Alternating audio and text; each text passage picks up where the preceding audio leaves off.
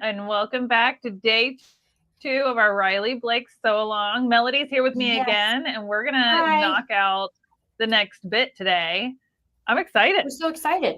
We're so excited. I'm a little flustery over here. I know.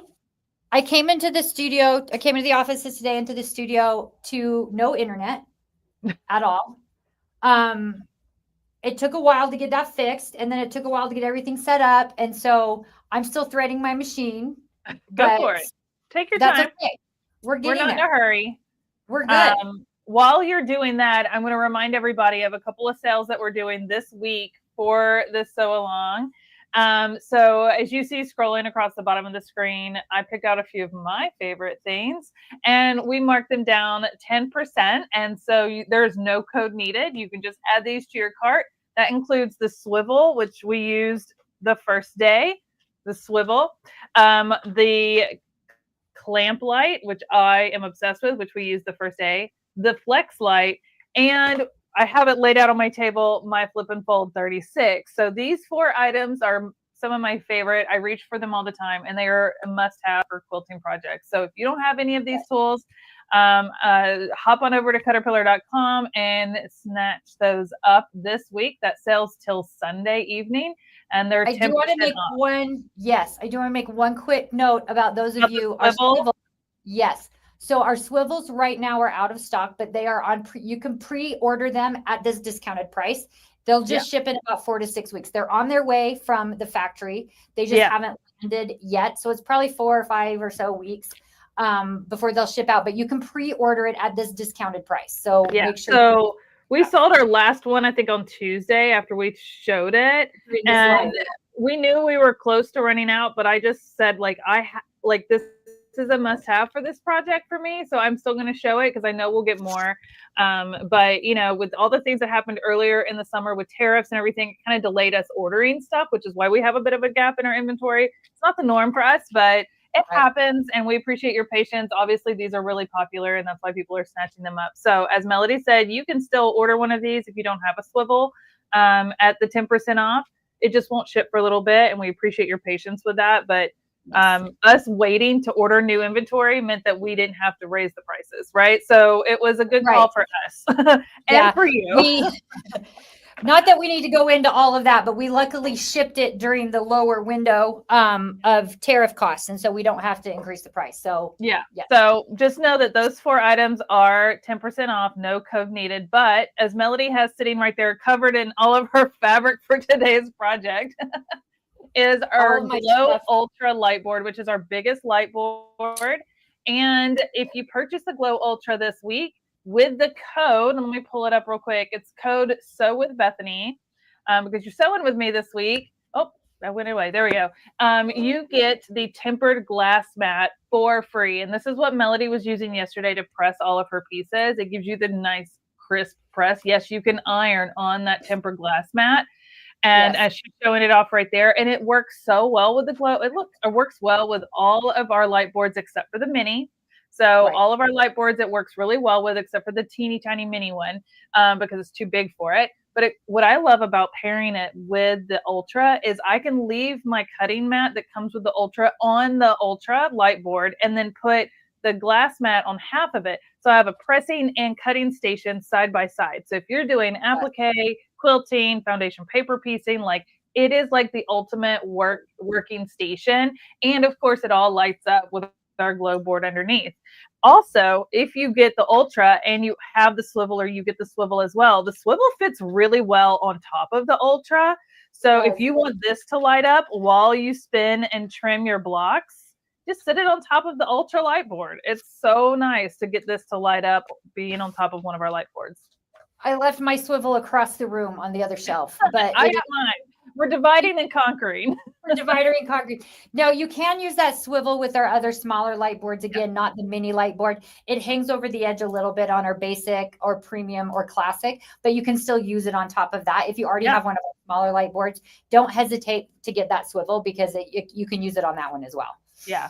So just know, in order to get the tempered glass mat for free, it's with purchase of the Glow Ultra light board with the code sew with Bethany. So put both in your cart, add the code, and then you'll see the glass mat be discounted to the free, which is awesome. We've never done that, but I just feel like they're just like a do that.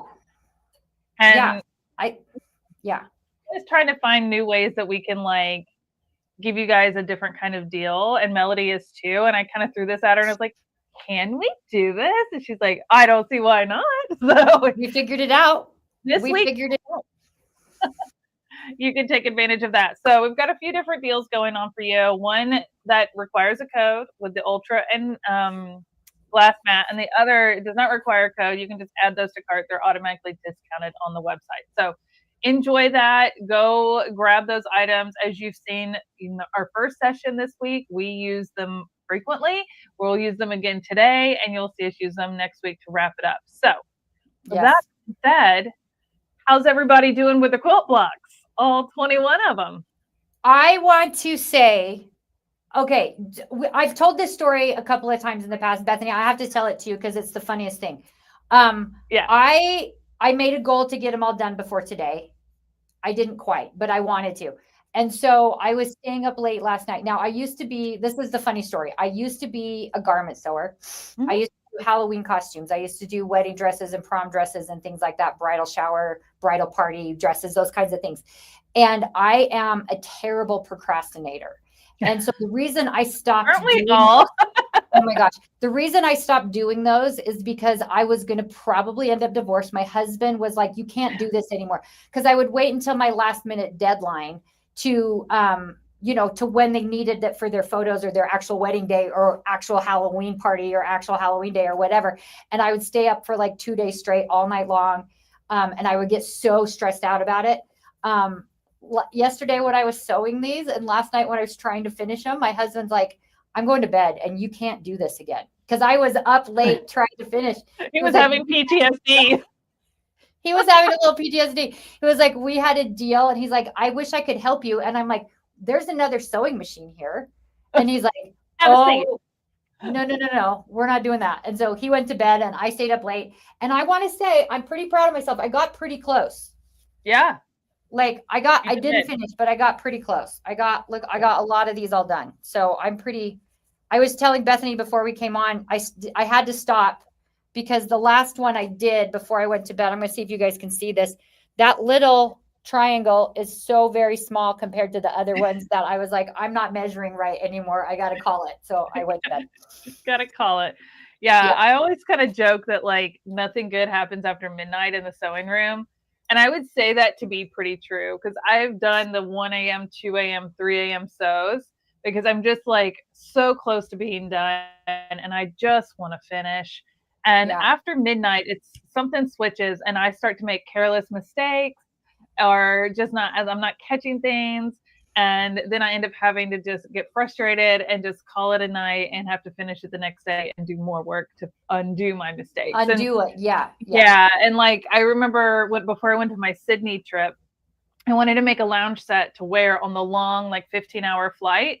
And so I was like, I've got to make it. And I've had this fabric for forever, but I finally decided to make it the day before, the night before I was leaving. And I put it's like a drawstring waistband on these lounge pants. And I put the waistband, like I took the time to make the channel for the drawstring, make the drawstring and everything, make the little buttonholes for the drawstrings to go through and everything. Like, it was perfect. And then I put the waistband on so that the drawstrings were on the inside instead of the outside. And I know a lot of people, when I posted it, were like, oh, there's a lot of pants that have the drawstring on the inside. I was like, I don't like that. I worked so hard to make it look so nice and and I made my own custom drawstring and I wanted it to tie on the front and be a cute little bow. Right. And you know what? Those pants still have the waistband on facing the wrong way. I didn't have time to fix it. And I said, well, they'll still tie and stay up. And I've never fixed them. And they're still backwards. So. Kudos to you for even trying that because I would have been like, what can I order online to get to me before I leave so I don't have to make it? So I tried to make it so that every day I was in Sydney for 2 weeks, I wore a Me Made outfit. Wow, I didn't know you did that every single day, including my swimsuit. So everything I wore was Me Made, even my pajamas. My entire suitcase was me made outfits, and Wow. and I was really proud of that. But I've been making clothes and garments for a long time, like you. And then obviously I've done quilting and all the other fun stuff too. So Yeah. I enjoy all the types of sewing. I do not discriminate. Wow. Now, if Good you job. guys would like to share how many blocks you got done so far in the chat, Yes. put a number of how many blocks. Also, I want to know how many of you have stayed up late sewing or doing crafting stuff and decided you need to go to bed because you're messing things up. I want to know that too. I stayed up until about 10:30 last night finishing all my blocks, but I finished all but 2 because I miscounted my little pieces in the middle. Yeah. And I needed 4 more to finish the last 2 blocks. So I decided just to cut those this morning, and I finished those last few blocks this morning, last 2 blocks this morning, and then I worked ahead so I could show you what to do today. So I've got Let's talk about how amazing it is that the kit, this Riley Blake kit, because I did the same. I messed up and I had to cut new stuff. There is plenty of fabric for that. Yeah. Plenty. This kit you've got enough to cut some extras. Yeah. So yeah. Linda said she finished 4 blocks. Good job. That's amazing. That's awesome. Marcy said she's behind, but does have her pieces cut. Marcy, there is no such thing as being behind. There's no behind. There's no expectation for you guys to sew and keep up with me. No. I am a weird person who sews very quickly. Well, and that's how I let myself off the hook as well, because I was trying to prove to Bethany that I could do them all, and then I decided I don't need to do that because Bethany. I challenged you to it, but she did. I did not. But I was like, I don't need to do that. But the fact that I got as close as I did, I'm more than halfway through. I'm proud of you. I'm proud of you for that. So yeah. So that's pretty great. Christy said she finished cutting the pieces. That's perfect. Louise, she did one, and it's her first block ever. And Louise posted it in our Caterpillar Creations Hub Facebook group, which if you're not a part of our Caterpillar Creations Hub Facebook group, you should go join. Louise, I commented on your post before we went live. I don't know if you had a chance to see it, but you should be so proud of your block. These are, I will say, not like the most beginner block. Okay. There's a lot of little pieces, but you're doing it, and I'm really proud of you. And it's the repetition you'll see as you go through and do more and more that they will get easier and start to look even better, and you'll start to find your groove. So go over to our Caterpillar Creations Hub Facebook group, ask to join if you're not already, and share your progress.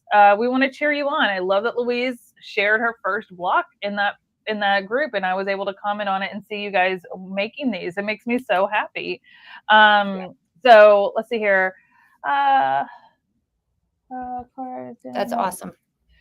That's Linda. Don't worry about if you've got something sewn on. That's why we have seam rippers, and I will say quilting cotton is pretty forgiving. You can seam rip it and then get to redoing it. It's not a big deal. And like Melody said, there's a little bit of extra fabric, so you should be okay. Yeah.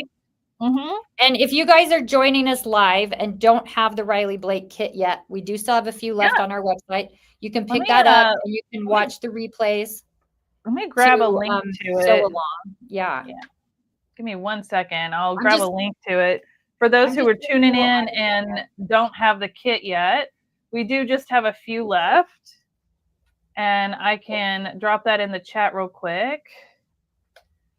So if you're getting a little FOMO seeing these beautiful blocks being built, I mean, it's such a pretty project. It really is. So I'm really excited. So anyways, we're going to make the quilt top today. Okay. That's what I'm going to show you how to do, but you do not have to get all of that done today. You do have keep working on my block.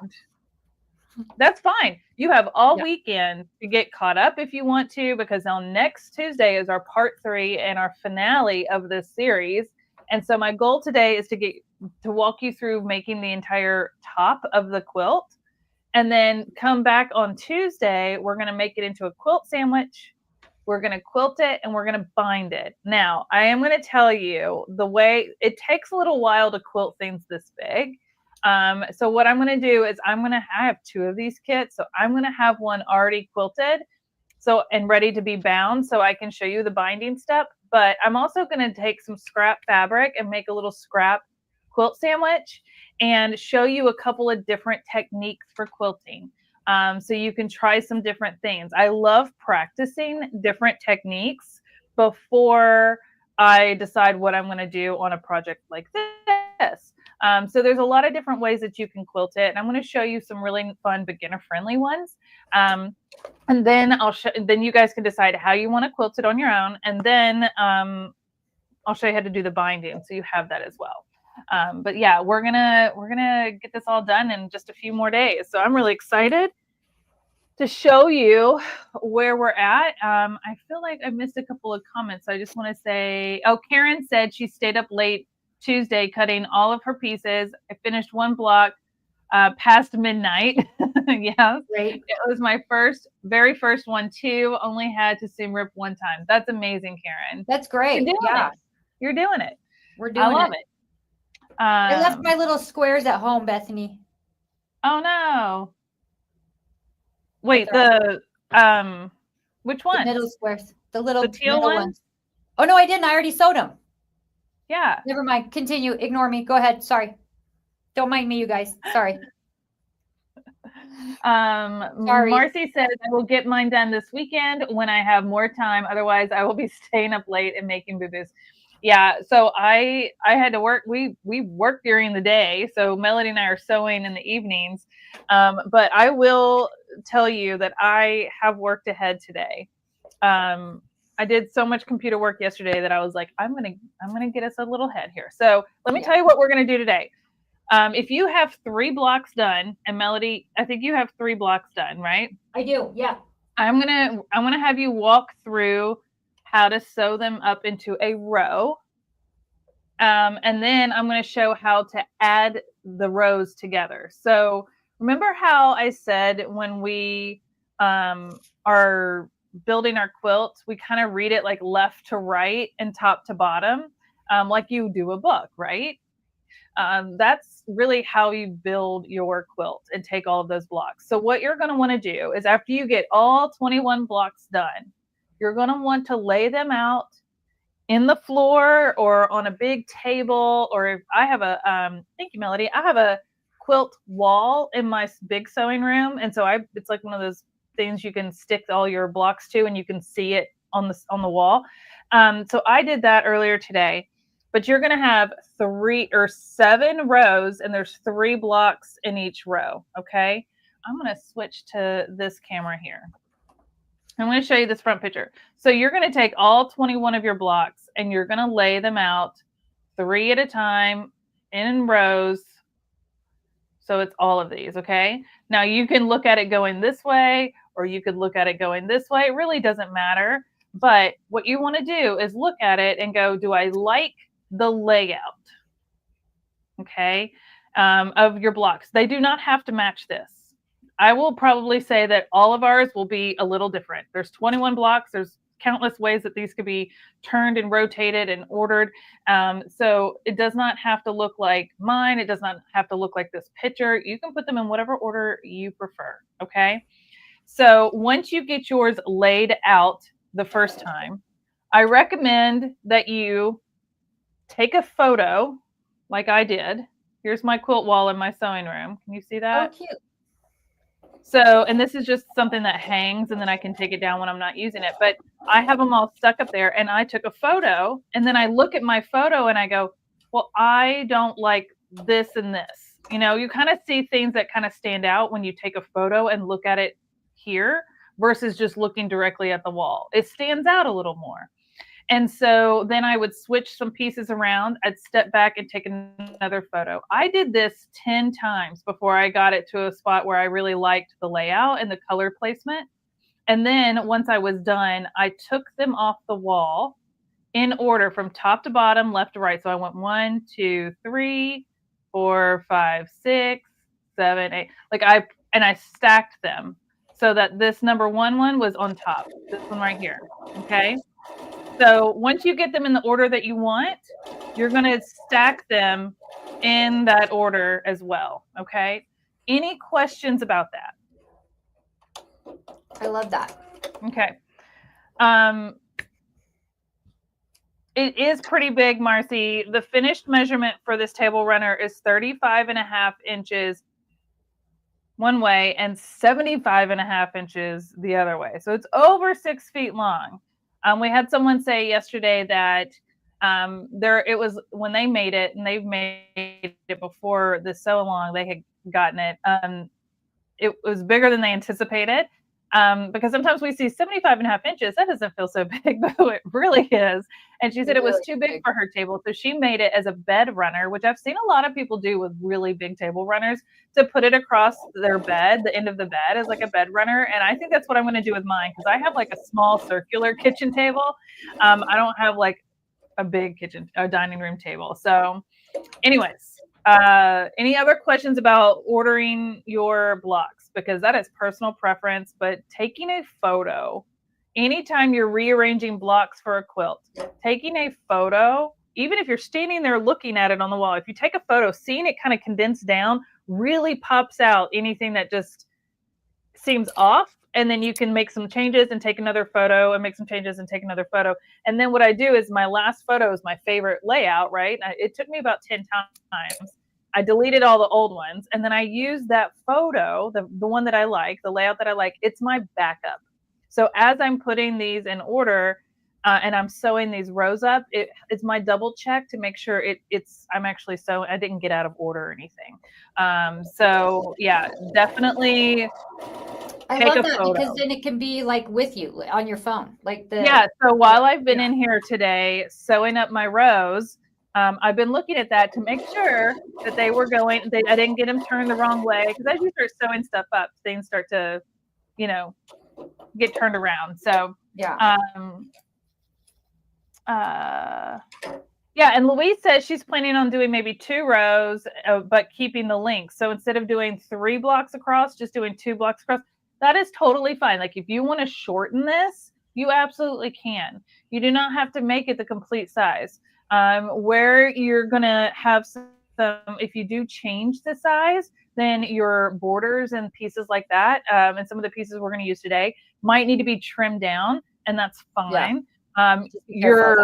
You can absolutely like make this smaller if you want, or you could make this into like placemats if you want, instead of a table runner. Like there's so many ways that you can make this into different things. So that would be so cute. Yeah, wouldn't it? Putting like 4 of these blocks together. Yeah, it would be really cute. Okay, so let's build a row. So I'm going to switch my camera. And I think I'm zoomed out as far as, oh no, I can go a little further. There we go. Okay. So you're going to need piece D. And you're also going to need piece C. And you're going to need 3 blocks. I've got 3 blocks here. Okay.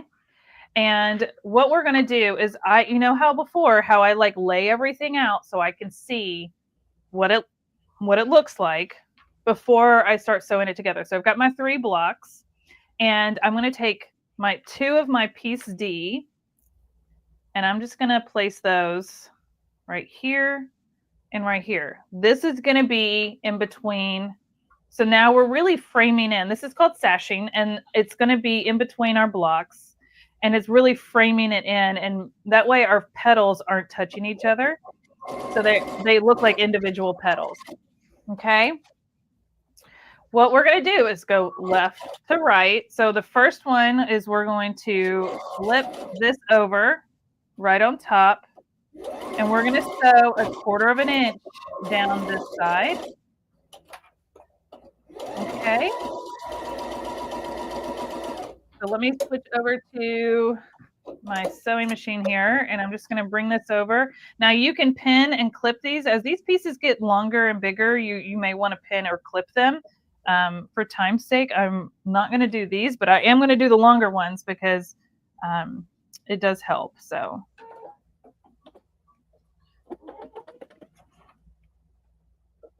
let's see here.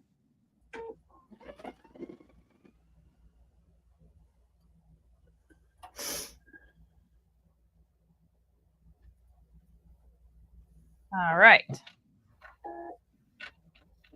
All right, so here is that piece, and I'm just going to flip this open, and I just do a quick little finger press, okay? Quick little finger press. And by the way, just like before where we've pushed our seams out, I'm going to do the same on these, okay? So I've got this piece here. Now I'm going to take this block and flip it over right sides together on top and line it up with the edge of this piece. So are you going to press those towards the big pieces, did you say, like you did on the other one? And so I'm going to sew these two together, and then I'm going to do the same for these two. And once I'm done with the whole row, I'll go and press. Gotcha. Okay. And again, if you want to pin or clip this, you can. So I am just going to sew it up.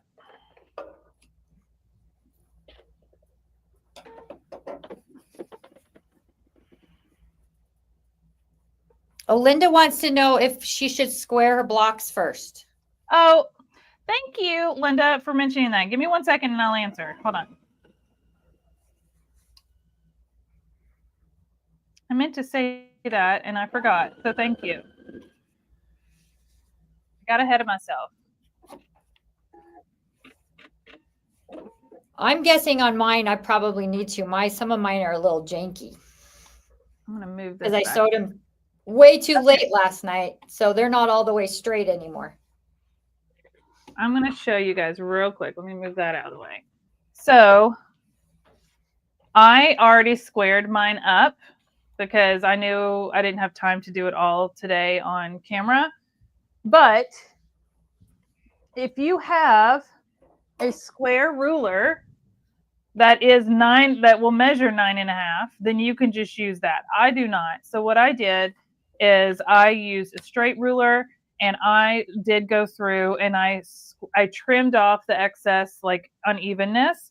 But at the end of the day, you need to make sure that these blocks are 9.5 inches square. Okay.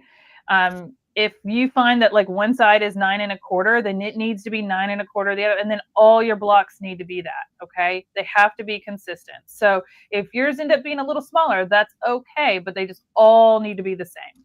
That's the key. So you can make it a little smaller if you need to, if you've got some that are off. Like I had some where like, this part kind of stretched out, and so I just trimmed that down, and I just put my ruler down, and I used my cutting mat, this flip and fold, and well, no, I take that back. I used my swivel. Words are hard today. I stayed up too late. Words are hard today.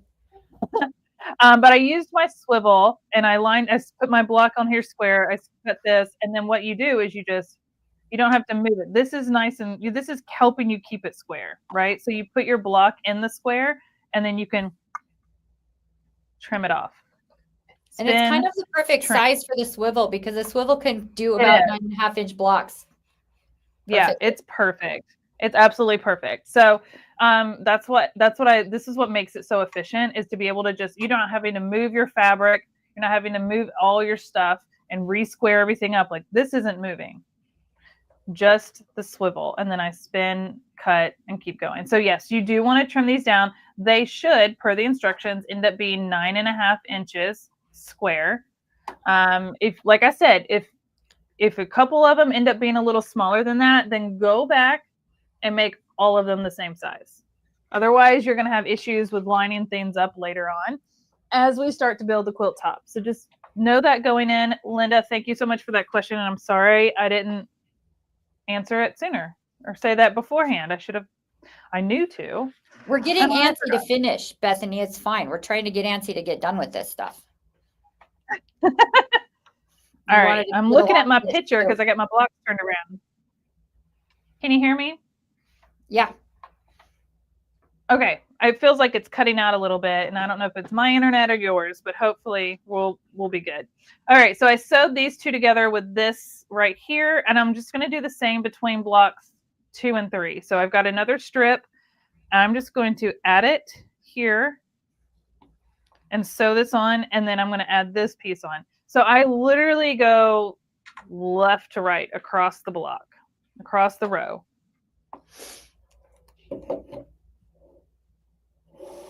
Oh, and anybody who's like, my blocks are way off, I need to trim them all down. I had to as well, okay? I trim stuff off of every single one of my blocks. It is okay. That is part of the process of quilting and piecing. So don't worry about it. Feel better. Yeah. Because I have some janky angles sticking out weird on some of these, so. It's okay.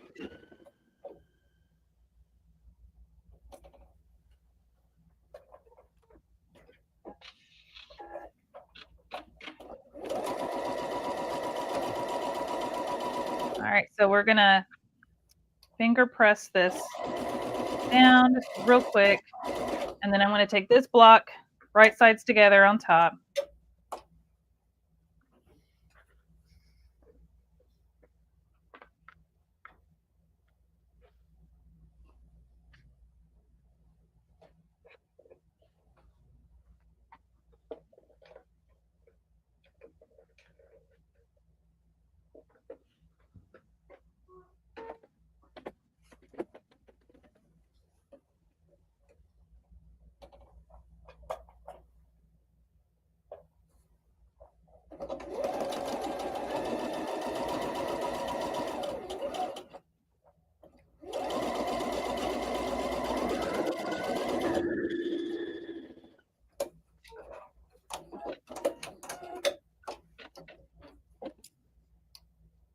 All right, so there is one whole row. I'm gonna switch to the main camera and hold it up for you. So there you go.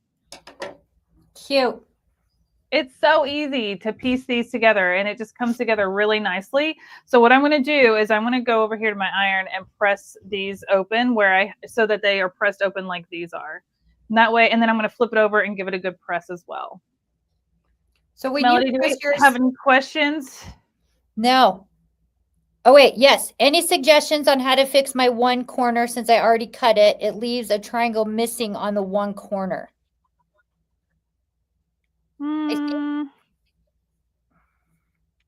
I think Linda had mentioned earlier.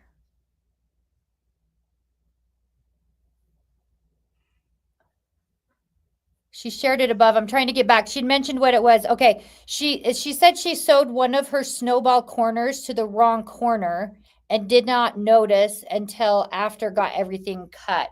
Is there any way to fix that? So is it one of the little white corners that she sewed to one of the petals? Is what she's talking about? Okay. So my guess is one of these little white corners got probably sewn to where it's supposed to be on the point. I would just seam rip that. I know you already cut that, cut this corner, but do you still have your scrappy piece? That would be one of my questions. If you still have where you cut, you know how like we did the stitch and flip method. So you put the hold on. Yeah. I have one. You know how you put it here, right? And you stitched it and then you cut this off and then you flipped that up. Do you still have this little piece that you cut off of your center block? Because if you do, you could probably stitch that onto here. It might still be a little too small, but you can probably get away with that. That's what I would try to do. I think that would probably be the best bet. What now? Do you mean stitch over the petal or?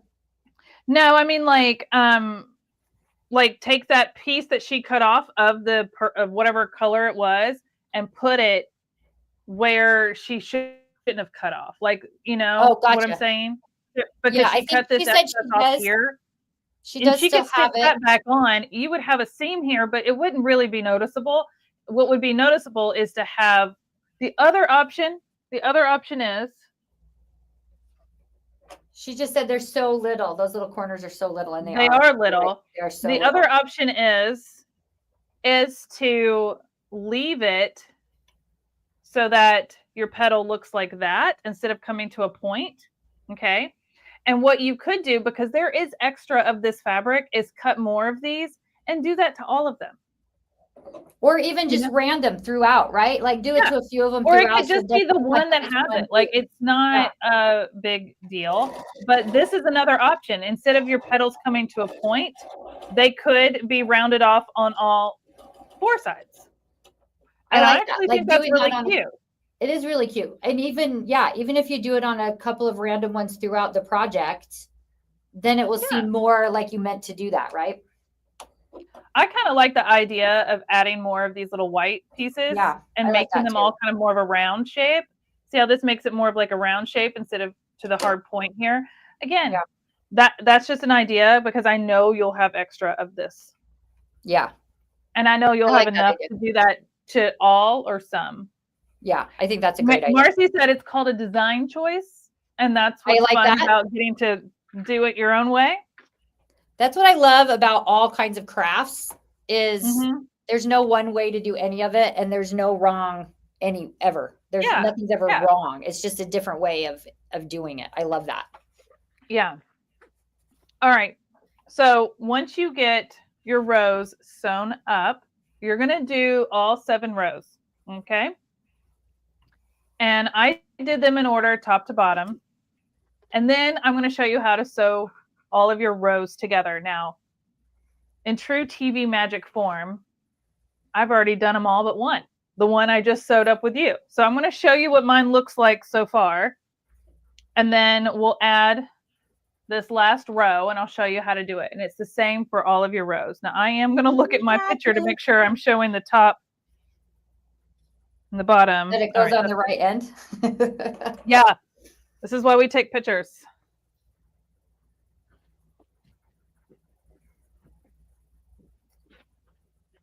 All right, I'm going to stand up. All right, so here's the top of mine.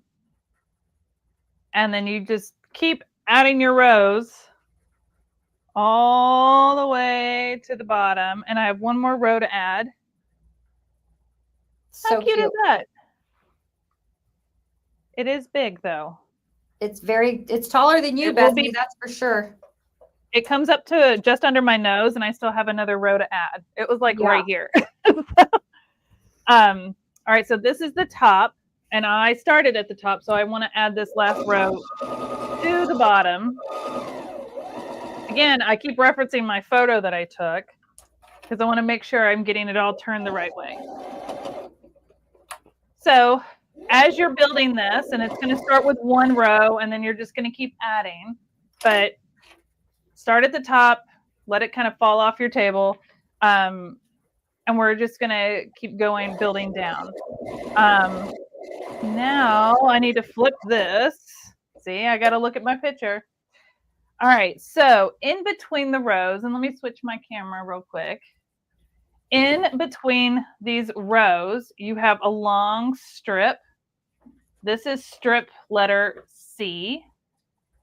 Okay, I have 1 left, and these are going to go in between your rows. Okay, so just how we had pieces that went in between our blocks, here and here, on either side of our blocks, now we're going to have a piece that goes in between our rows. So after we've built a row, we're going to add this little trim piece, the sashing, and then we're going to add the next row. Okay, so when you're starting with your first row, I'm going to kind of pretend here. Pretend that this is my very first row. I want to have my very first row, and I'm going to take my first C piece and put it right sides together, edge to edge, all the way across. I do recommend pinning or clipping this because it is a long piece. You don't want it to like stretch or anything. So we're going to clip this. You guys know I love my clips. And I actually find it really helpful. I'm going to bring this up to kind of hang it right off the edge of my table so I can get my clips in there really easily. See if I can tilt this up a little bit. So what I mean by that is I'm bringing my quilt right to the edge here. And I'm going to line up this piece.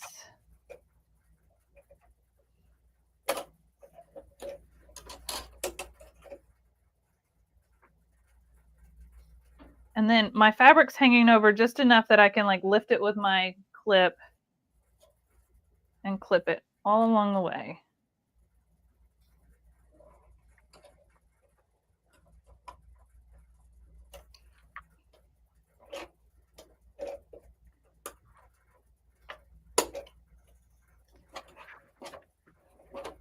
And then what we're going to do is do that same 1/4 inch seam allowance all the way across here. So as this gets bigger, I'm going to switch my camera. As this gets bigger, you're going to have more to manage coming off the side of your machine. So just keep that in mind. Some people like to fold it up as they go. I just kind of throw it around. But you don't want your fabric pulling against where you're sewing, because then it's going to be hard to keep a straight stitch and keep a true 1/4 inch seam allowance. So I'm just going to stitch this real quick. My foot control keeps walking away from me.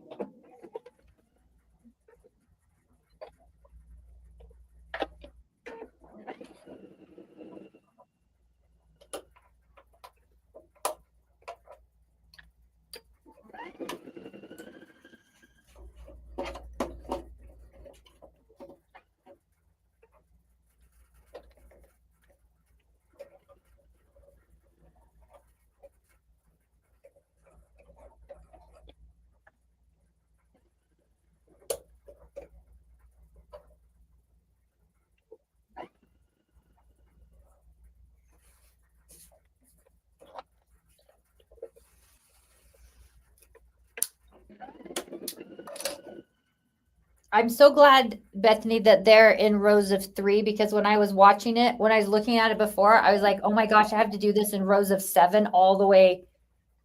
I was like, my brain didn't even consider that we're doing it in rows of 3. Rotating it? Yeah. Like I was thinking, oh my gosh, how am I going to keep rows of 7 blocks straight to do that all the way down? Yeah. I always I mean, honestly, you could do it that way if you really wanted to, but I feel like work smart, not hard. Yes. So Anita would like to know what FAF machine you have. FAF? How do you say it? FAF? FAF? It's pronounced FAF. A lot of people do call it FAF. But I used to work for the company, and it is FAF. And I have the FAF Creative Icon 2 sewing and embroidery machine. So it's their top of the line sewing and embroidery machine, and it's my baby. I love this machine. I love FAF machines. So I used to work for the company that owns Singer, Husqvarna Viking, and FAF. So that's why you'll see me sew with a lot of those machines, because I have a lot of them, and I love them. All right, so I did that little trim piece, okay? And so now, let me switch my camera again. I'm going to take my last block, my last row of blocks, and I'm going to flip it right sides together on top of that little, line it up with the edge of that trim piece here. And I'm going to do the same thing where I clip it all the way down and stitch it down. And this will be my last row for my quilt top, and all that we'll have left after that is the borders. And so I'm going to show you how to do the borders, because I haven't done those yet. By the way, I am truly sewing this up with you guys for the first time, so I love that. I do work ahead a little bit, just so you know. This is one thing about quilting is it's very repetitive in the steps, especially the piecing. So once we get a couple of examples done, I kind of work ahead so that you guys don't have to watch me sew up all 7 rows, because they're all done the same. But I have to say, it's kind of mesmerizing and calming to watch you do the sewing. So maybe we could do that. Watch you just continually do the stuff. The late night sewing together is that what we need to do? Night. Yeah, maybe we need to do that. We should go live at like 9 o'clock when I usually get to sit down and start working on it. Yeah. We all end up doing that, which is why, side note, all of our Caterpillar products are so great with all of the lights. Yeah. I was able to stay up late and sew. And not bug your family. Open. Yeah, not bug the family too much. Although my cute son that still lives with us is 25, came in about midnight or 11 o'clock and was like, I'm ordering food. Are you going to be up a while? Do you want some food? At least he asked. He did, which was very kind of him. I was like, no, look at this tiny little triangle. And he's like, go to bed. When your son puts you to bed. Yeah, he was the one that finally was like, you're going to keep messing up. Go to bed. I was like, okay. Okay, if you say so. Then he didn't have to order me food either, so it all worked out for him. Yeah. The late night sewing munchies. Yeah. It happens. So did you starch your sashing pieces as well? I did not. Okay. But you can if you want. I only use the spray starch as I'm building my blocks. And then after I sewed up a row, I pressed it and starched it again. That's just, but there's no reason why you couldn't. I mean, if you feel like it gives your fabric more stability and you want to do that, you absolutely can. Honestly, I was just trying to get ahead. Yeah, no, I was just curious if that's something that you would also do, because I know you were starching the other stuff. I know. And it probably would help, but I didn't. I just was trying to get through it as quickly as possible, so I would have something to show you guys. Yeah, no, for sure, for sure.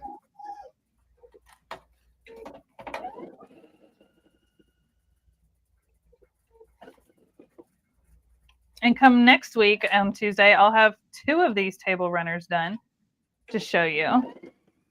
So yeah, I got to make a whole nother one of these this weekend. You have to build a whole table. I gotta do it twice. Table runners. Yeah.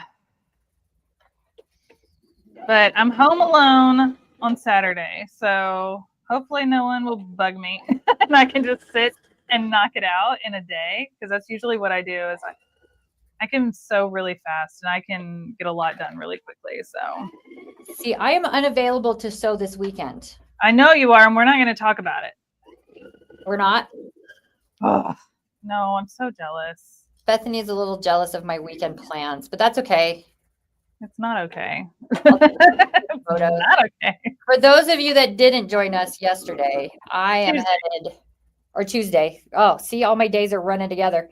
For those of you that didn't join us Tuesday, I am heading to Las Vegas on Friday afternoon to see the Backstreet Boys this weekend at the Sphere with my daughter, who I don't know if I told you this part, Bethany, but I took her to her very first concert ever to see the Backstreet Boys when she was 4 years old. Oh my gosh. I love that. She's been coming with me off and on ever since, of the 12 or 16 shows I've been to. I don't know how many anymore. And so I took her to Vegas the first time they played at Planet Hollywood Vegas. And she wrote a big sign that, said that said exactly that. You were my first concert ever when I was 4 years old. And every one of them came over and saw the sign and did the little heart point at her thing. And she, so cute. It was so cute. So we're pretty excited to go again. I love that. All right. So I got my last row sewn on. I'm going to give this seam, this little sashing piece that I just did between these 2 rows, a really good press. And then we'll do borders. I'm trying to press this on a tiny little wool mat over here in the corner. Not ideal when it gets to this size. The rest of it I took into my big sewing room with my big ironing board and pressed it. And that's what I recommend doing, is once you start building the quilt top, really, use a bigger ironing board. Yeah, because as we're building our blocks, and I'm still working on my blocks here, because I figured why not work on them while we're here. I'm ironing all of my pieces on our tempered glass mat on top of our Glow Ultra, which I love. I love the little pieces ironing on the glass mat. It gives a really nice crisp press, which is so great as well.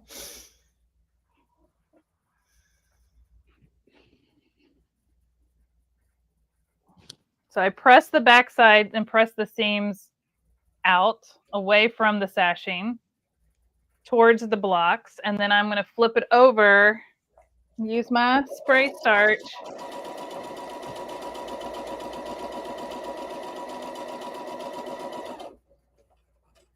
And give that a really good press.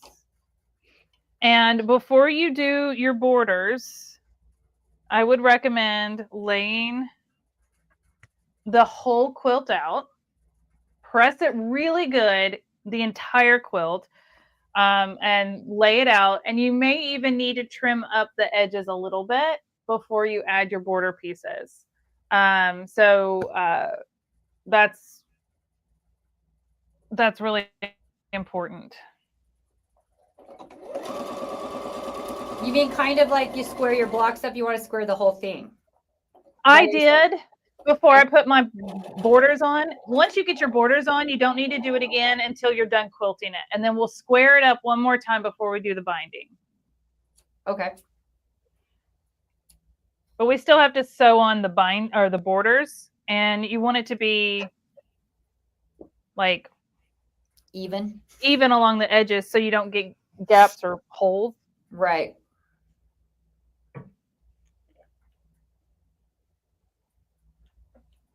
It's amazing how much shifts when you're sewing it together. I know.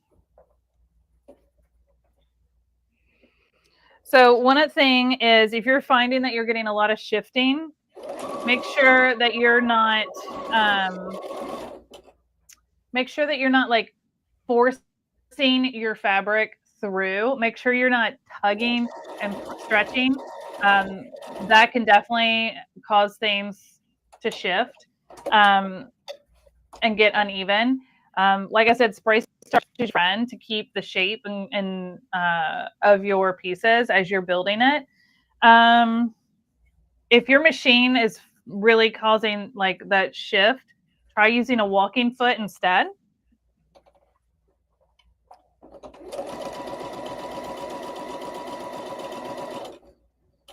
I haven't changed the foot on my new one yet.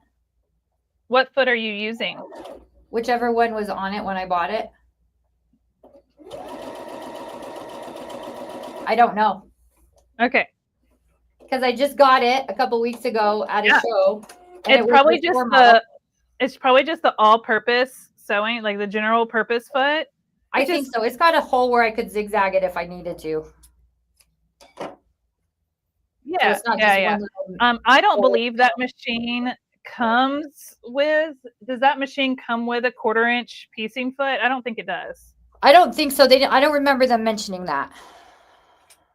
I don't think it does, because I have another version of that machine behind me, and it didn't come with a 1/4-inch piecing foot. So, yeah, I think it came with the walking foot, though. I think they said that. So yes, it does. Yes, it does. So, when you go to quilt it, you're going to want to use that walking foot. Okay. On that machine. Okay. So the next part is going to be our borders. Let me see here. Tracy said, "Teacher Bethany." I'm teaching her as best I can. She's trying. Look at me. I am covered in strings. This is how I live. She's trying. Tracy says she wants to really start to learn my flange binding. Tracy, flange binding is my favorite way to do binding. This kit did not come with extra fabric to be able to do flange binding. So what I've decided to do is I'm going to show everybody how to do regular binding with what came with the kit. But I do have a video on my YouTube channel of how to do flange binding. It is what I did on this runner behind me, and I'll show that runner up close on Tuesday, next Tuesday, when we do the binding. I'll show you it, but I will, let me grab a link to the tutorial. So if you want to do it over the weekend and practice it, you can.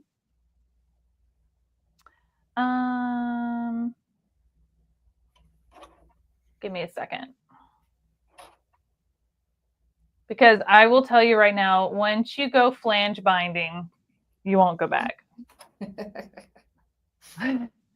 It's so nice. And on something like this, it is so like feminine and adds this extra little touch of detail, which is on this already very like feminine, girly kind of project. So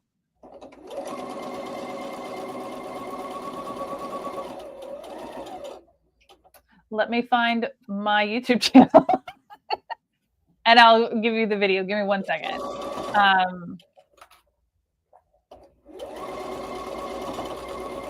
So if you were to do a flange binding, I know you said that this kit doesn't have enough fabric. Like, would you need double the fabric that came with this to do it? Or you would need, hold on, give me 1 second and all right.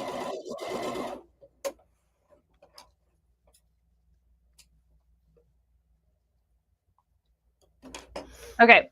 I put the link in the chat. You can click on it and to open it into another tab and then pause it and come back to us so you don't miss what we're sharing here. But it's there for you guys to go save and watch later.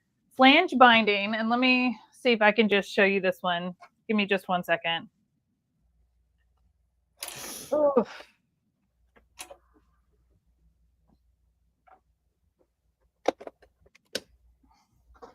Let me rearrange my whole studio here. Let me switch my camera. Hold on. Okay. Wrong angle. We'll get there. All right. This is flange binding, where you have this little, it almost looks like piping. Okay. So this is the binding, and then this is that flange. I do not love the word flange. I think it's just does not do this justice. It's just like flange, just like not a pretty word. But it's like a peekaboo binding. Okay. So, and you can watch the tutorial. I show how to do it. But basically, you take your regular binding piece and another piece of fabric that's a little bit bigger, and you sew them together. And then how you fold it creates this peekaboo. You sew it to the back, and then when you flip it to the front, you use a stitch in the ditch foot to stitch right in between those two pieces. What's cool about this is it hides your stitching. So if you like to do machine, if you like, hold on 1 second. I'm going to, there we go. I'm going to mute Melody for a second because her machine's loud. It's okay. So if you like to do machine binding because it's faster, but you don't want to see your stitches or it's hard to get them to look really straight, what you do is you do a flange binding and you can hide your stitch in between these two pieces in that little fold. You could even use a clear thread, and it looks like there's no stitching on this. It looks like there's no stitching, and you can still get really nice mitered corners with this method. And it just looks so nice. I did not use a clear thread on this one. I used a white thread, but you still barely see it. And so if you want it to look almost like it was hand stitched, even though it wasn't, and it's just another little decorative way to do it. Another thing you can do is add like a piece of trim, like a scallop trim or some rickrack, and you sew that down, and then you bring your binding over, and then you get this little like kind of scallop trim along here instead of another piece of fabric with a flange. That's what that is. So the tutorial I just linked in the chat is going to show you how to do this. If you want to get some extra fabric that matches what we're making here and create a flange binding, you can, because you have enough of this fabric to make the regular binding. You just need another fabric that will match to go with this. Okay. And so that's why I was like, you know what, since the kit didn't come with it, I'm just going to show how to do regular binding. But you could absolutely, if you have a matching fabric that you can find, you could add a flange. It's up to you. But it is a fun little bonus technique. And even though it looks fancy, it's really not hard. I like it. Actually, a girlfriend of mine, I'm going to unmute Melody now. A girlfriend of mine, she's always wanted to do flange binding, and she just finished a king size quilt. It's one of the legit kits. It's the big buck. It's the big deer. It's for her dad. He's a hunter. And so she did the whole quilt top. She made it even bigger so that it had like flying geese down the side, and she straight stitched the whole thing. It was beautiful. And when she got done, I was like, you really should do a flange binding on that. It would be so stunning. And she was like, I'm going to watch your tutorial. And I said, just get a small square, practice, see how you like it. And then she ended up doing it, and it looked so good. So good. So anyways, and then she goes, I'm never doing binding any other way ever again. That was amazing. So I'm telling you, once you go flange, you can't go back. I think I'm scared to try it because then I'll have to always do it.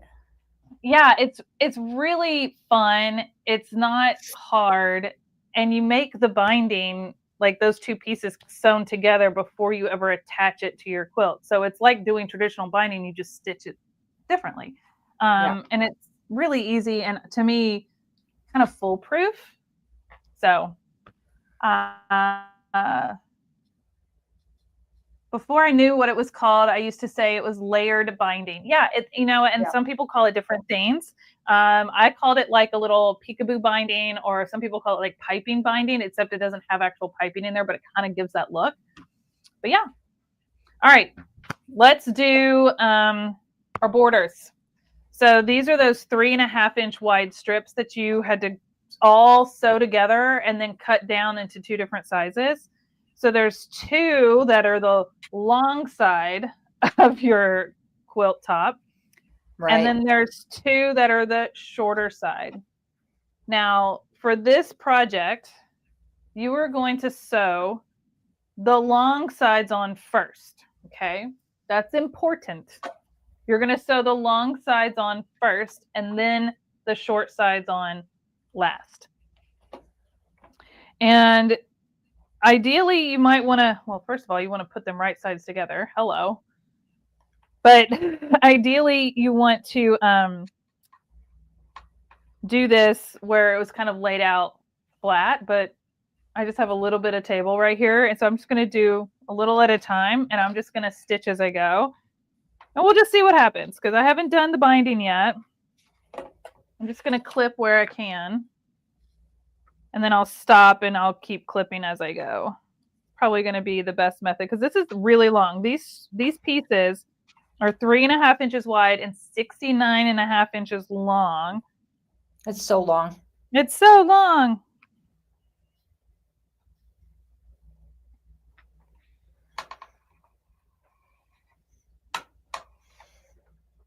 Let's see.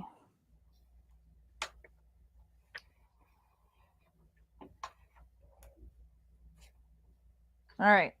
So I got it a little bit. A little bit. All right.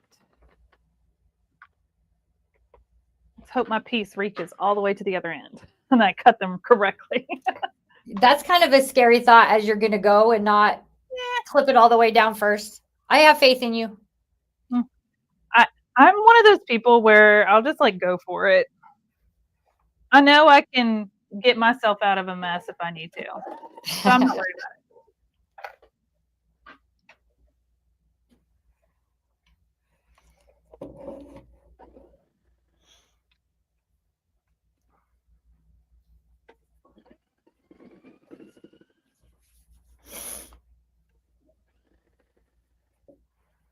Can you hear my machine when I'm sewing? I can hear it. I can hear when you start, but I can't really hear it while you stitch. So my microphone will block out like background noise, but it doesn't catch it right at first. Yeah. Yeah. I hear it when you start and then it like kind of goes away. Yeah. I think if I could have gotten the audio to work correctly here in the studio, yours would have been the same. That way too, but we are rolling with the lack of technical knowledge that Melody has in the studio with all of the different inputs and outputs and microphones and speakers. And there's a lot going on in that studio. There is a lot going on in the studio. So we are we're piecing together what we needed to do to make it work out. Mm-hmm. But that's okay. That's what we do. Yeah, we improvise. We improvise. Now, before we do all of our lives next week, we might want to get that fixed. Yeah, Nathan, part of it is Nathan went out of town this week. And he did? Yeah, he doesn't live too far from here. So typically I would bug him to come down and take a look at it, but I'm not entirely sure what day he comes back. And of course, I was recording something else before I set up for this, so I couldn't get it fixed then either. And then we had internet trouble today here at the office. And so it's been a bit. It's been a journey. It's been a journey today, but before next week, because next week, you guys, I'm going to put a little plug for next week. Is our Christmas in July extravaganza. Starts Monday. And it is an extravaganza. It's an extravaganza. And so we're doing something every day. So come next week as well. Oh, I have a question while you're doing that. Yeah. Which direction did you press your seams on those long 69-inch pieces? Well, I'm doing the first one now. Did you press it open for that, or did you go to one side? Well, I'm sewing it up right now. No. I mean, when you stitched them together, did you stitch it all together and then cut it down? Oh, I just pressed it. I don't think I pressed it. Oh, okay. So either way would be fine, is what you're saying. Yeah, you could split it open. You could press it to one side. It's okay. Personal preference. Okay. When I started, sorry, I was like, what are you talking about? I'm still throwing it on. I'm just doing it. When I started my little quilt with my strawberries and sunflowers and stuff, I was at the quilt show in Richmond, Virginia. And we have our little, I call it our gypsy quilter family. We have really dear friends that do shows also that, they travel around, and we go to dinner all the time. And this cute Libby, I was showing her pictures of what I did, and she was like, well, would you like me to you want me to talk to you about how you get, you can do a better job with that? She was telling me about, you got to know which way things fit so that you know which way to press the seams. And then I was like, okay, Libby, I'm not going to show this to you ever again. It's called nesting. And so with some designs and patterns, nesting your seams on the back means like pressing to one side and then the other row is pressed to the other side. So when you do line them up, that all the seams aren't to the same side. They kind of go in opposite directions. Right. So that one, you get a really good seam lineup so you get a nice clean point. And then it's not so much bulk, so you're not going to get shift in fabric. The other thing that you can do, and a lot of people do, is they'll split their seams open. Yeah. And that way they always will nest really well too. And that's another option. I find splitting the seams open takes longer for me to press that way. So I tend to just go to one side or the other. Or if it's like a half square triangle, I'll probably press them open, and then it just kind of depends on the project. Well, and I just thought when she told me that, it made complete sense as well, because she was telling me about nesting and all that. But I'm like, I've never done this really before. How am I supposed to know which way what's supposed to go to nest where? I'm not, Libby, I don't know. So I'm like, I'm sending it to you from now on, Libby. I'm going to make her do it. Well, so one of the rules is to always press your seams to the dark side. So if you have a light fabric and a dark fabric, to press your seams to the dark side. But that doesn't always apply. I try to press my seams to the bigger piece if there's a smaller piece, like we did with the little triangles and stuff. Yeah. Because then that little triangle is going to lay flat better. So it really is personal preference. It's also based on the scenario of what you're making. Yeah. So that makes sense. I'm happy to report that my piece went all the way to the other end. Yay! Good job. Yay! Proud of you. It's a long journey. It's a long piece, man. Tracy says she needs a longer table. As do I, Tracy. As do I. I have a round table. But look at this. All right, so I got down one side. I need to do the other side. And then we do the short ends. And that's the whole front. When I'm done, I'm going to press this seam allowance probably to the border, because it kind of wants to naturally lay that way. And I have all these other seams going into the block. So these bigger pieces, like these side pieces, I'm going to press towards the border just because it's laying that way naturally, which is fine. If you want to press it the other way, you can. It's up to you. Okay. It doesn't bother me to press it towards the border. I'm probably going to do that just because it wants to go that way on its own. So pressing it towards the border. Once I press both side seams really well, the long ones, then I'm going to come back and do my short ends. That way they fit. The short ends will go from this corner to the corner that has the border on the other side. So let's pretend I already sewed my border up on this side. So it will go from border to border. Okay. Not from. That's why you have to do the long ones first, because the short ones go to the end of the border. Gotcha. Yes. And it'll square in and frame in the entire thing. Gotcha. Tracy, Trisha, yes. Creative Icon 2 is what I'm using. That's what I sew on. Would you guys like to say hi to Biscuit? Come here, Biscuit. Come here. Oh, say she has been here helping me sew up this whole project. Haven't I? Haven't you? Say hi, everybody. Woke up from her nap. Oh. I love that she just chills with you when you sew. Oh, yeah. If she's not in here, she gets upset. So.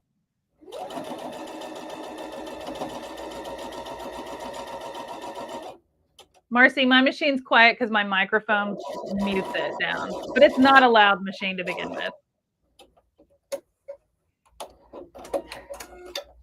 She's our little sewing mascot. Yes. Biscuit is our sewing mascot.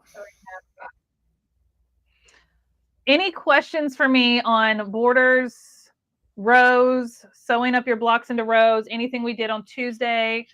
Let me know. Now's a good time to let me know. And then if there's no questions, I'm going to talk about what we're going to do on Tuesday and some things you might need for Tuesday to finish up this project. So if you have any questions, put them in the chat. Can you guys see all the threads that are on my shirt right now? I know. I'm looking at my pile of threads on my shirt, and there's so many. This is a sign of a good day. In my opinion, this is a sign of a good work day when I get to do all this fun sewing. Can we just always do kits and this can just be my job now? You know, I wouldn't mind if it was my job either, Bethany. I mean, I don't know if we can get away with both of us doing it, but this has been so much fun for me.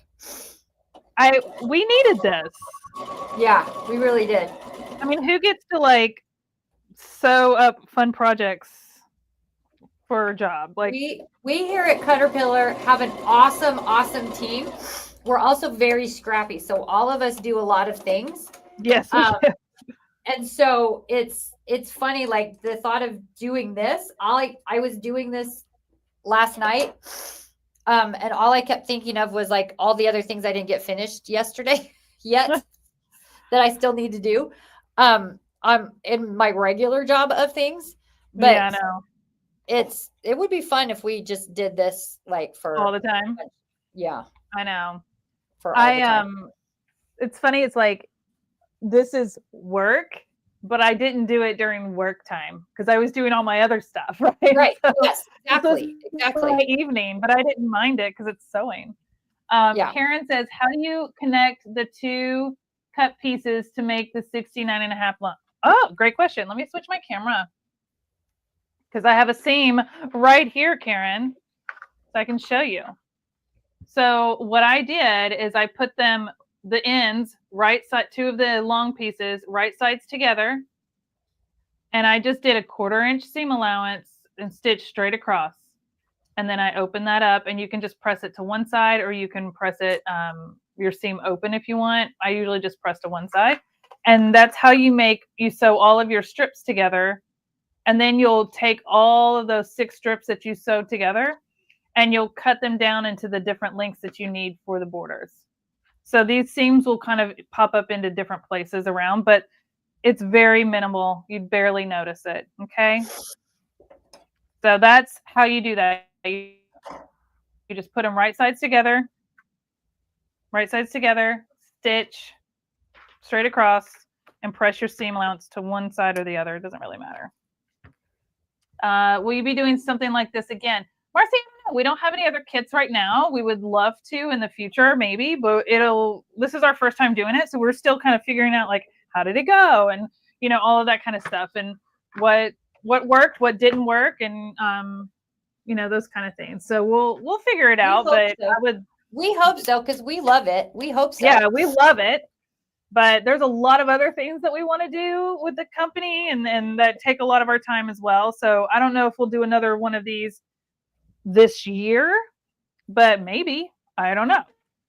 when we get into like Q4 with like October, November, December, it gets a little crazy from a marketing and sales standpoint for us. And so we've got a lot of stuff going on then. And so I don't know. We'll see. Maybe. Never say never. That's our motto around here. Always. We never say never. If you have any ideas for us to do, we would love to hear them. You can pop over to our Facebook group, our Caterpillar Creations Hub Facebook group, and you can contact us that way. You can always email into support@caterpillar.com. We love ideas. We love advice. We love it. Like if you have ideas for lives, projects for us to do, what you want Bethany to teach us, any of that stuff. We would love to hear from all of you guys about all that. Not much is off the table when it comes to like sewing and what I can teach. So for those who don't know, I've been sewing my whole life. And I've worked in the industry for a long time, and I absolutely love it. I mean, I love it so much. I have a sewing machine tattooed on my arm. I think I'm committed to the craft. You are stuck forever and I now. love it. I'm committed. I love it. Yeah. I went to school for fashion design. I've been sewing, like I said, since I was like 5. Had my first garment in a fashion show when I was 9. And I still have that garment. I love it so much. There's nothing I won't try when it comes to sewing. And having worked for some big brands like Singer, Viking, and Pfaff, I got exposed to a lot of different types of sewing, which really broadened my horizons. And that's why I like quilting, and that's why I like embroidery and bag making and all the things. So that's where I want to do eventually. Bag making? Yeah, I've never made a bag. I would love to. I'm on my quilting journey right now. Yeah. But I would love to do some of that as well. I feel like you just need to come visit me in Nashville. I feel like that might be because I have all the tools and all the different machines, and we could just do all the crafts. I feel like that's probably the best choice of things to do. Yeah. That would be so fun. See if I can get this other border down. We're doing research. We're doing research. We're working. I come home with like 6 bags and 4 quilts all made. We're working. It's all work. R&D. It's all R&D. Honestly, like you could come and just explore my I have 2 sewing rooms. This one is my studio sewing room, and then I have like my main sewing room, and just explore all the gadgets I have and see what else we should be doing. Yeah. We love that too, guys. Any ideas for new product ideas? Yeah. What you love, what you want that's just not working quite right for you, all kinds of stuff. We have a great team that does all of that. So but we're always open to ideas and things. So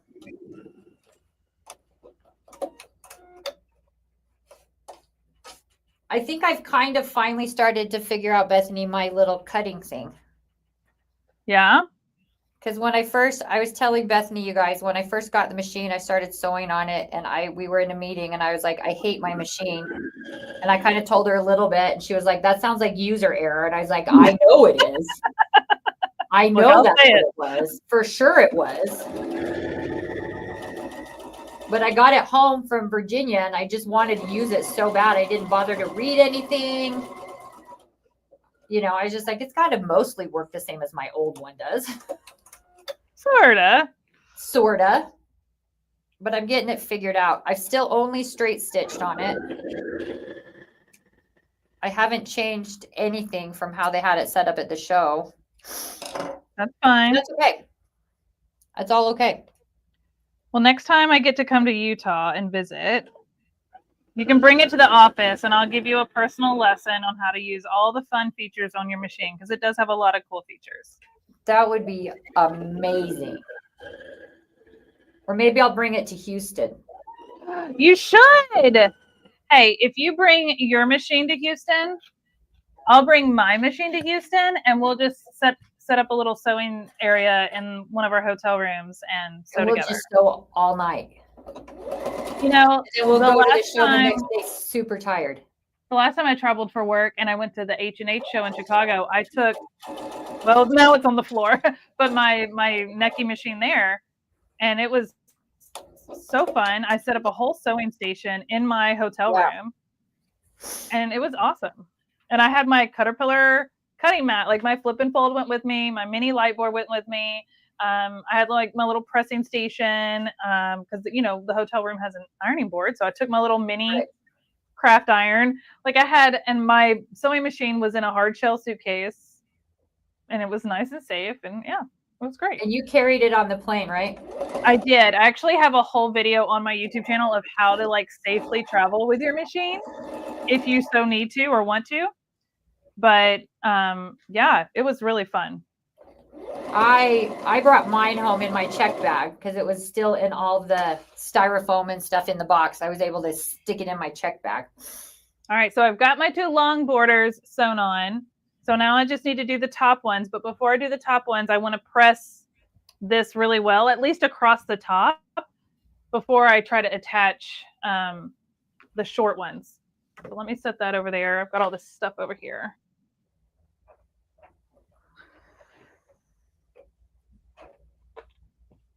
Oh, my needle keeps unthreading.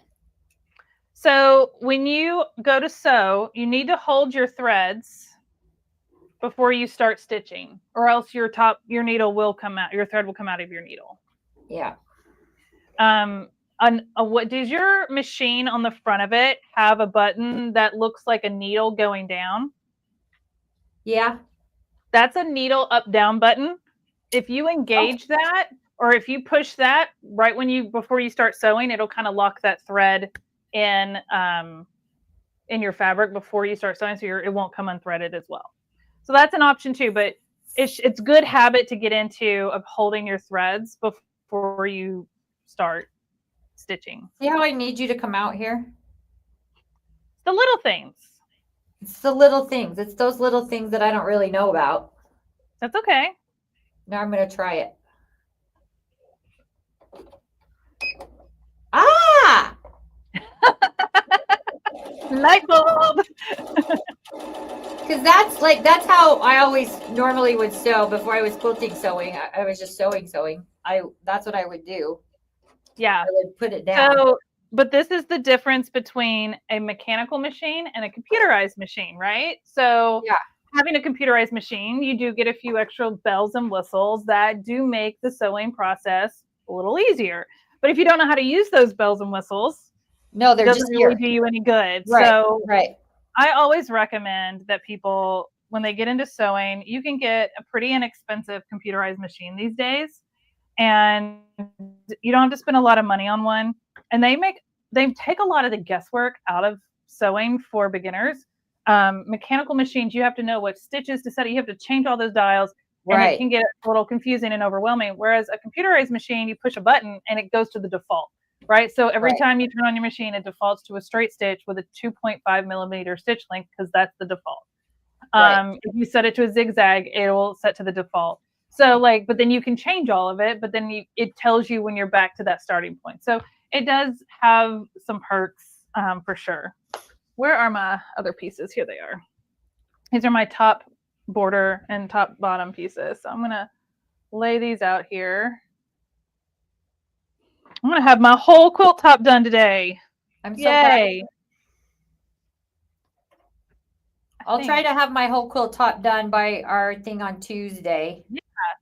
Well, I mean, I know you're traveling this weekend. So I am traveling this weekend. So you do get a little bit of grace, but you are traveling for something that makes me super jealous. So I don't get a lot of grace. It's a tiny bit of grace. That's fair. I understand. That's okay. I'm so jelly. I'm not a jealous person, but I am so bummed that I didn't get tickets. There's another couple of weekends. I bet you can still get tickets. Have you looked? No, because I bet they're more than I want to spend. And yeah, probably. And then, flying from Nashville to Vegas and then getting a hotel. I mean, it's like, it's a lot of money. Bethany was very cute though. She was like, if something, not that I want anything to happen to your daughter, but if she got sick or something and can't go, call me at the last minute and I'll be there. Be there in a heartbeat. I would never wish that on anyone. I hated to even say it, but if you need a backup. I'm your girl. I'm your girl. Yeah, no, my son's birthday is at the end of the month. Him and my mom have the same birthday on the 27th, and he will be 19. And so, you know, I want to be home for his birthday. So yeah, for sure. Yeah. And he is getting ready to go back to school again, right? The summer has gone by so fast, hasn't it? It's just gone by so fast. It has. He got his first job this summer at Chick-fil-A, and he just got home from work. I can hear him. And he loves his job. So he's had a really good summer. Good. We've got about a month left, less than a month before around a month before he has to move back into his dorm, and he's going to be on campus again for his sophomore year, and he's going to be in the same dorm with the same dorm room with the same roommate. So like they got the exact same place and everything. That's funny. I don't know how, I've never heard of that working out before. They like were able to pick it and it was available. So they just picked the same room. They were like, oh, nice. Yeah. They're like, I know where everything is in that room. Yeah. So they'll probably set it all up the same and everything. It'll be easy.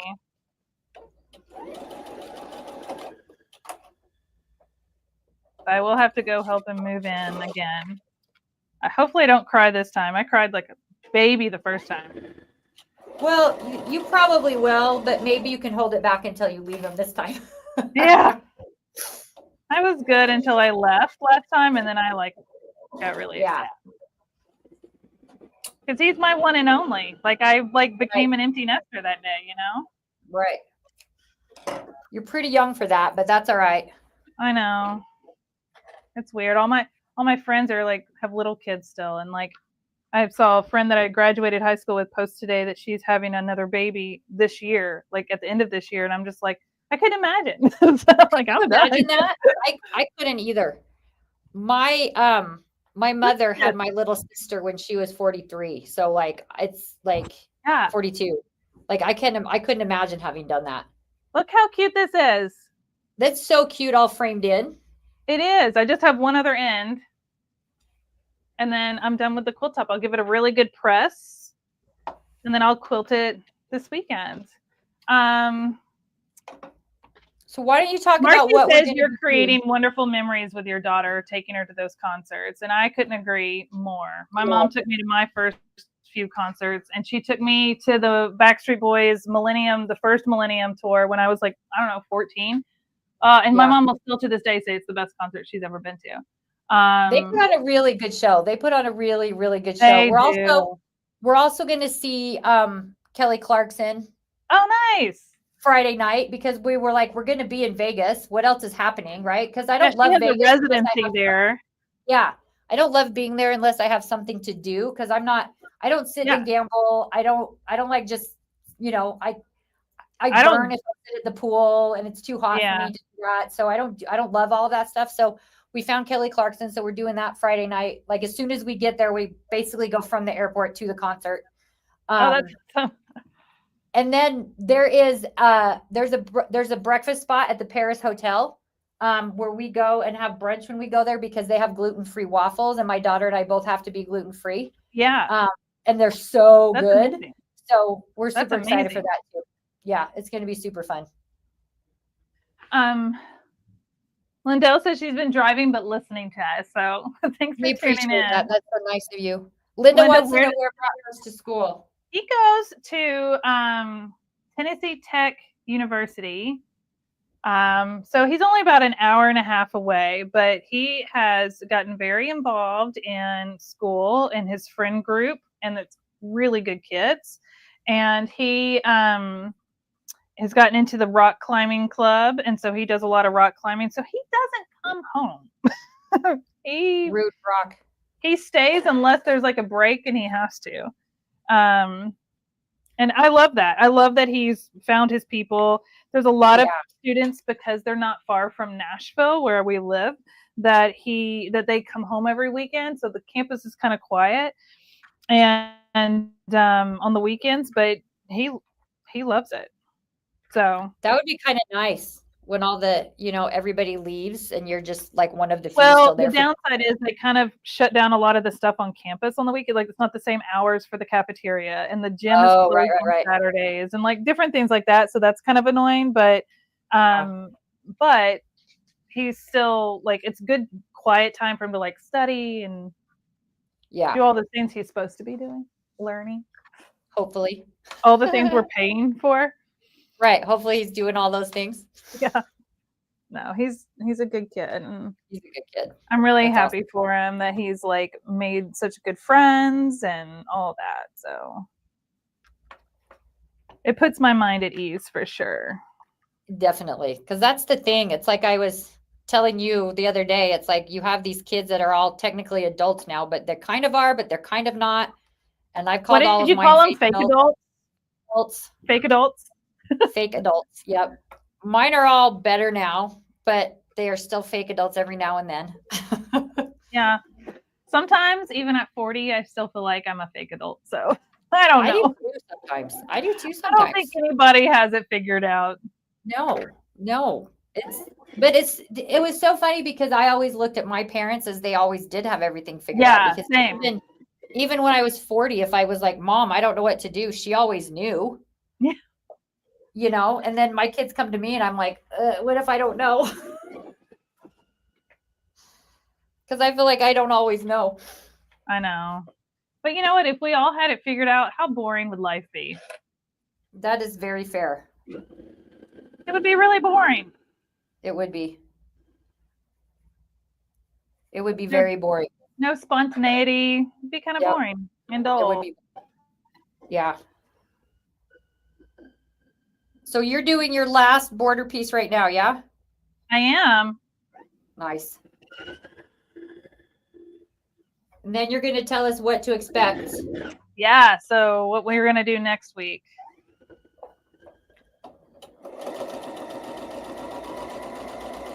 I might get my blocks all done. Nice.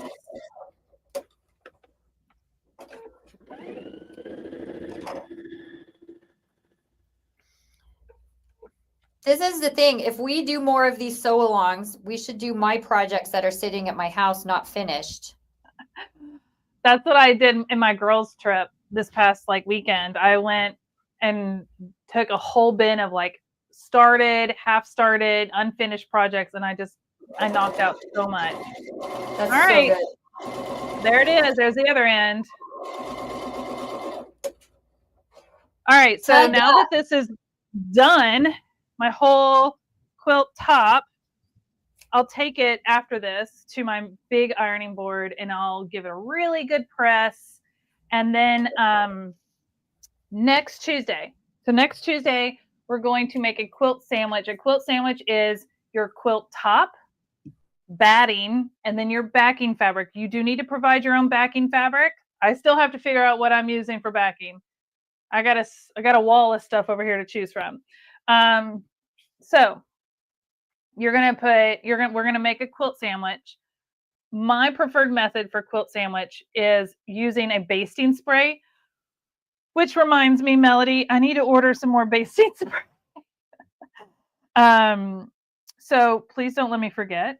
I muted my mic while you talk about Tuesday so I can keep sewing, but I don't know if I have basting spray either. Did we get basting spray in that one kit that we bought of stuff? No. Okay. You know, but what's in that kit that you're talking about is fusible batting. Let me grab. Right. So,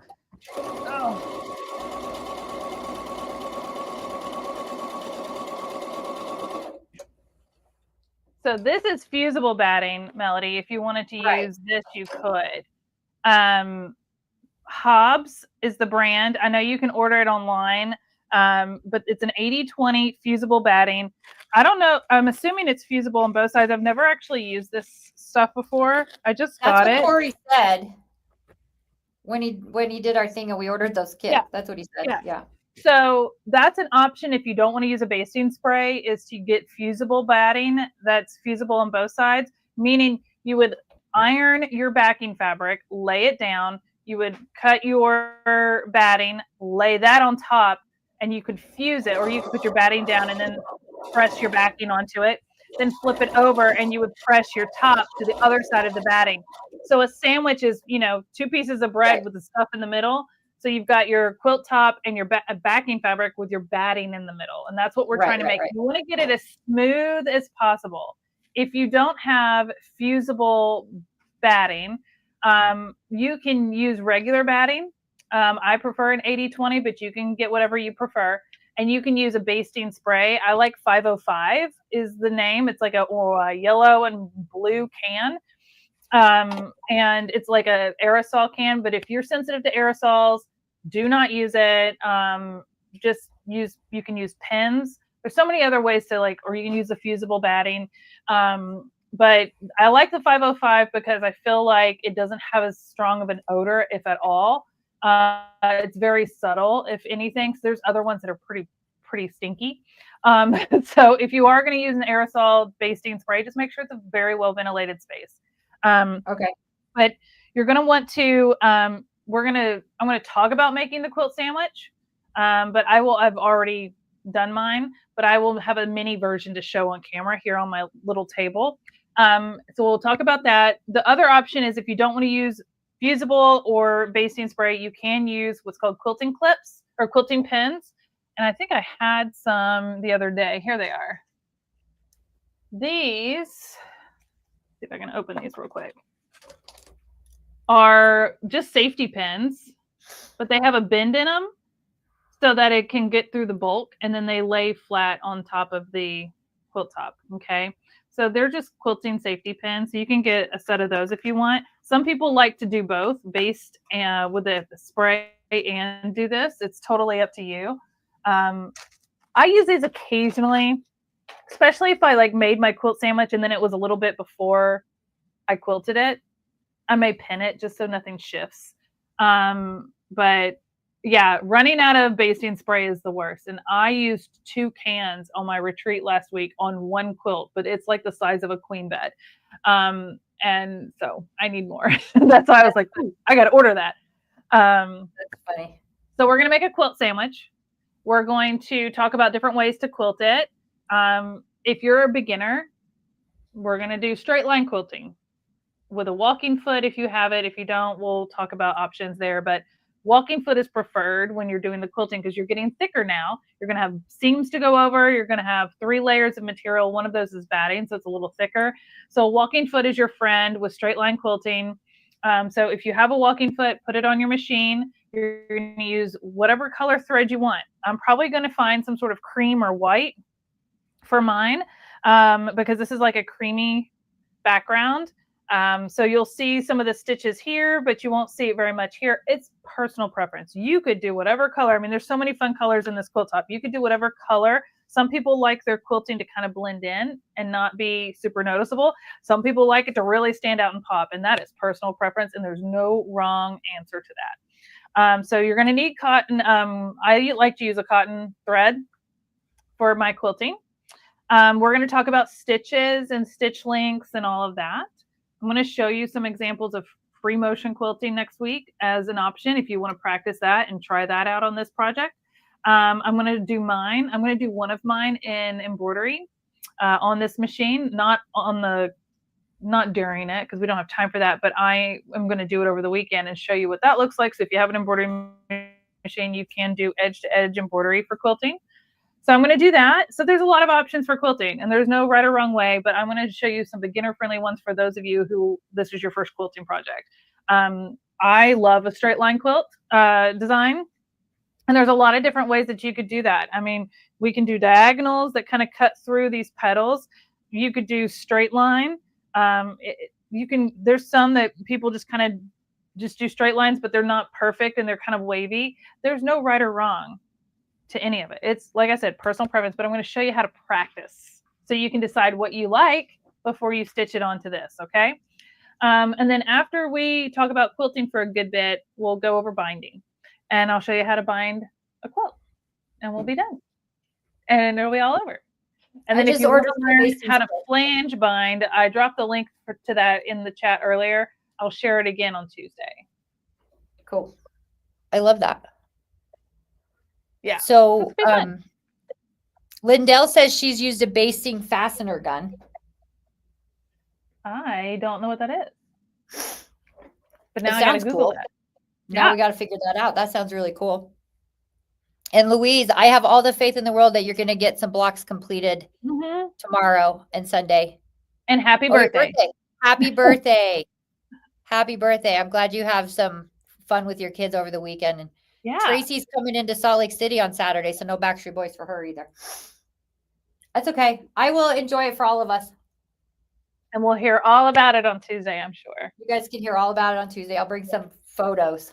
You better send me some videos. I'll send you some videos. I'm pretty excited. I'm so pumped for you. We have pretty good seats, so it's going to be so fun.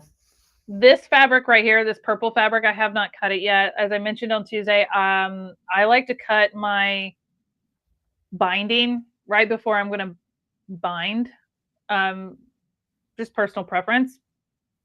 But this is your binding material. So you'll need to cut your binding if you haven't yet. And let's look at the instructions real quick. The last one down here, the one I haven't checked off, you're going to cut 6 2.5-inch wide with the fabric. Okay. So you're going to cut 6 strips that are 2.5 inches wide that are with the fabric. With the fabric is when you fold the fabric so that it's selvage to selvage. And you're going to cut those and then we're going to fold them to make binding. 2.5 inches is kind of standard default for binding, but some people like a wider binding. If you like a wider binding, you can cut them at 3 inches. It's totally up to you what you want to do with that. I wouldn't go smaller than that, but then 2.5. There's some people that do, and it's real thin, but this is really going to frame in nicely. I mean, look at this edge, and then we're going to have this along, like right at the top. Like it's not going to be that bulky, but it's a nice frame. It's a nice frame in. So we're going to use this as our binding, and it's a double fold binding. So we're going to keep it really simple. And there you go. Yeah. All right.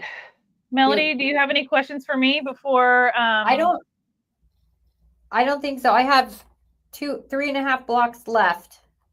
Nice. So I'm almost done with that.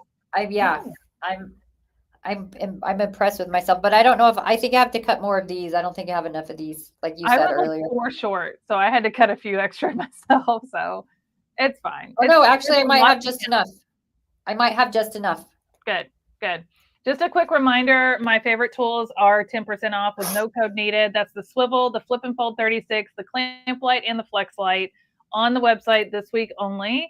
And as Melody's got sitting there, the Glow Ultra light board. If you get the Glow Ultra light board and add the tempered glass mat to your cart with the code Sew with Bethany, you'll get the glass mat for free, which we've never done before. And that is also just through this week. So take advantage. That's a $50 item. That's a free $50 item. So that's pretty great. Yeah. It's like the perfect pairing with the Glow Ultra. I mean, it works great with our other like classic and premium light boards, but like I love it with the Ultra. Literally, I love it with the Ultra. These are a few of my favorite things. Like that song. That's what's going through my head every time I think about all the every time. That's what I think of that too. Every time we say that it's your favorite stuff. It is. I mean, I have other favorites too, but like for these types of projects, these are the things I reach for. If I'm doing foundation paper piecing, I'll reach for some different things. Sure. But what I love about our products, Melody, is like how well they all work together. Like, it's not like one is obsolete from the other. Like they all work so well together. And that's, to me, like you can't go wrong with any of it. So anyways, that being said, thanks for hanging out with us today. We've enjoyed spending this time with you.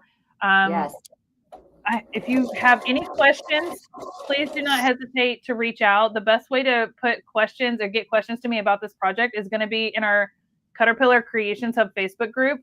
I'm the one that goes in and approves all of those requests to join. I'm going to see if I have any pending right now. But we got some it's comments. really fun in there.